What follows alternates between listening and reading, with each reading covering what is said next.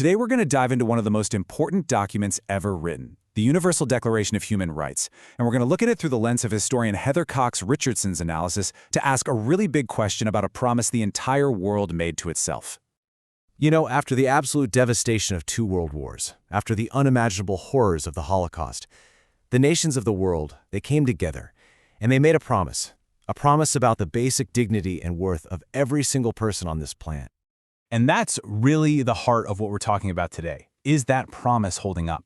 To figure that out, we've got to go back to why it was made in the first place, really unpack what it says, and then see how it's doing in a world that, let's be honest, looks a lot different than it did in 1948.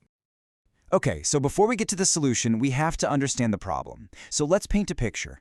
The year is 1948. The war is over, but the world is, well, it's teetering right on the edge of chaos. You would think the end of World War II would mean peace, right? But look at this. It was the exact opposite. You've got a blockaded Berlin, a civil war tearing Greece apart, battles raging in China, even deep divisions in the United States. The world was still on fire. It was clear that everyone desperately needed a new way forward, some kind of common rulebook to stop another global catastrophe from happening. And this quote, this gets right to the heart of it. The people who founded the United Nations, they had this crucial realization. Protecting an individual's human rights wasn't just some nice moral idea. It was a global security issue. They saw a straight line connecting how a country treats its own people to whether or not it becomes a threat to world peace. So, out of all that chaos, a commission got together, and it was chaired by the incredible Eleanor Roosevelt. They set out to do something that sounds almost impossible, to define, for the very first time, a common standard of rights and freedoms that would apply to all people everywhere, no exceptions. And what they created was the Universal Declaration of Human Rights, the UDHR for short. It was officially adopted on December 10th, which is why we now call that Human Rights Day. Now, here's the key thing. It wasn't a treaty, it wasn't legally binding, it was something bigger, a shared goal, a North Star for all of humanity to aim for. The words they chose for the beginning, the preamble, are just so powerful. It talks about the inherent dignity of every person, and it calls out the barbarous acts of the war that had just ended. But most importantly, it makes this critical link. You can't have real peace in the world unless human rights are actually protected by the rule of law.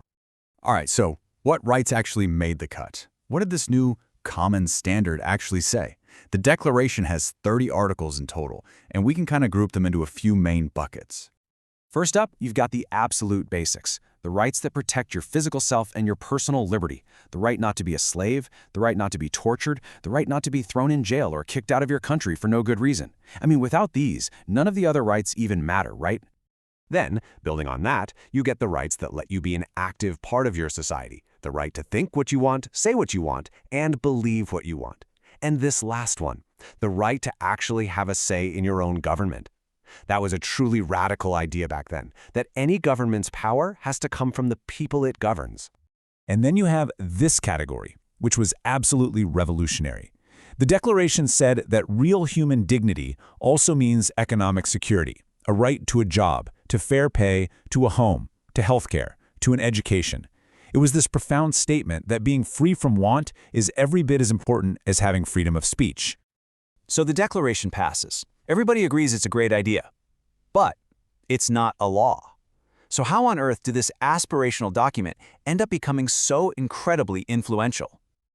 Well, its journey has been pretty amazing. What started as just a statement of principles, a kind of moral compass, has now become the bedrock for our entire system of international human rights law.